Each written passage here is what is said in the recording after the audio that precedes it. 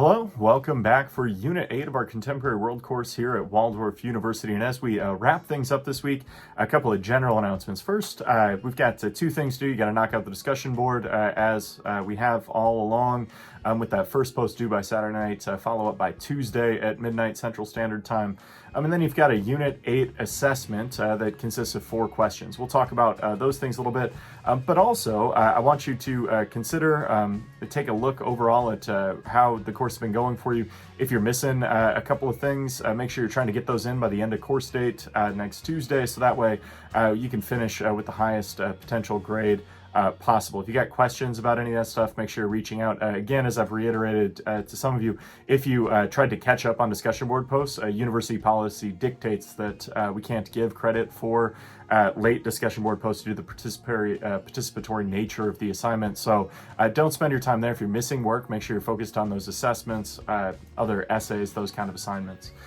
This week on the discussion board, I really like this. You're going to just connect things we've talked about in the course to your day-to-day life, whether that be the historical thinking skills, the different content themes. A lot of times students will also focus on research and analytical and some of those types of skills. I am very adamant that history offers the opportunity to do high quality research, which is something people all throughout the world need, and I think is lacking in our modern society, especially in the United States.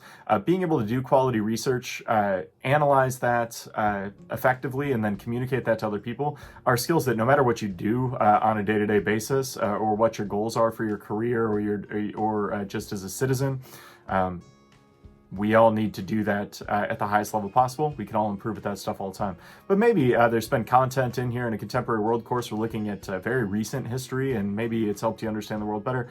Whatever, put your best foot forward there. We've got a couple of responses up already. Just make sure you're getting that initial post in by Saturday night, 11:59 p.m. Central Standard Time, with that follow-up by Tuesday. Make sure that we're collecting those final points. And then also we've got our Unit 8 assessment.